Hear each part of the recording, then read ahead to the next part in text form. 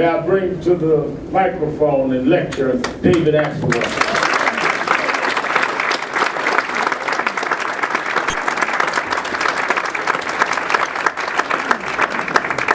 First of all, I'd cede my time back to Reverend Sharp. Let him talk some more because he is so effective. You know, when I got invited louder, huh? I think it's me? I think it's me. Can you hear me? Okay. I'm not a preacher. I don't have a preacher. When I got invited here today, I had no idea. This mic? 2 mics, huh? We're just going to keep piling mics up here until you guys can hear me. That's better. That better? Yeah. All right. All right. I got to tell you, when I got invited here, I didn't know who your special guest tonight was going to be. And I feel a little like the ugly karaoke singer who's fronting for Beyonce. But I came anyway. I came anyway because of this man here and because of the incredible friendship and support he's offered the President and our whole team, his candid advice, and at all time, his stalwart support, and you just saw some of it, and for in recognition of all the work that you're doing here and he's doing to make this a better and a fairer country. So I just wanted to come first and foremost to say thank you to Reverend Sharpton for all he does. I know you're on a tight schedule here, and but I do remember, and you may remember this, Red, but at the 2004 convention, they were being a little stingy on time.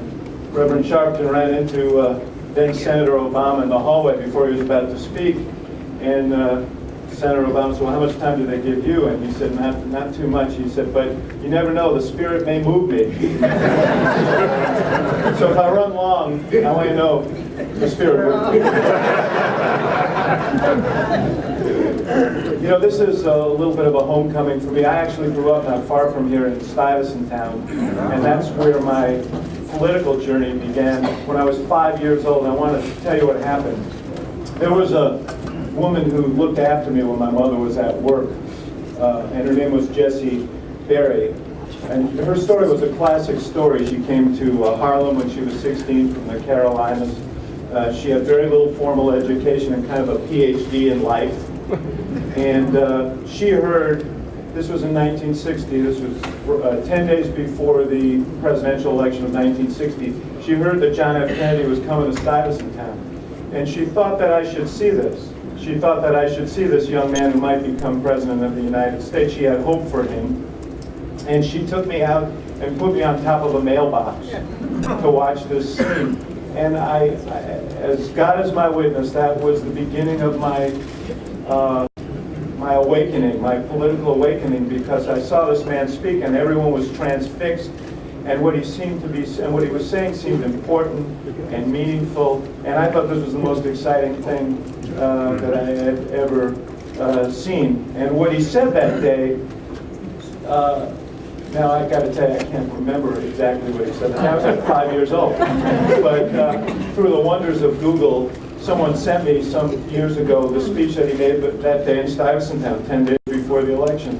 And what he said was, I'm not running on the platform that says if you elect me, things will be easy. He said being an American citizen in the 1960s is a hazardous occupation.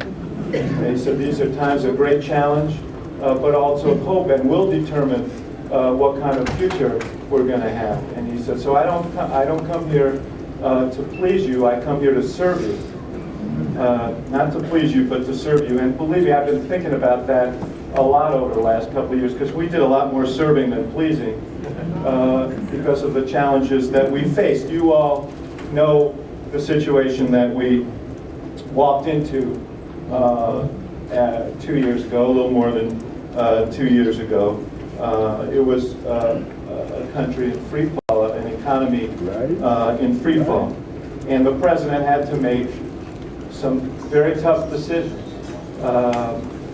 You have a distinguished panel of political experts who you just heard from. I think each one of them would tell you that if you were planning your presidency, the first three things you would do would not be a nearly $1 trillion Recovery Act, of bailing out the auto industry, bailing out the financial sector. That was not in our campaign plan. Thank you. That was not in our campaign plan, but the crisis demanded it.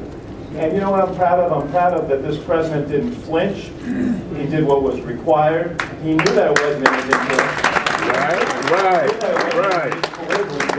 I had the great honor of working 20 feet from the Oval Office. I watched him work through these questions. I was the guy who had the polling. I was the one who told him, this isn't very popular, that isn't very popular.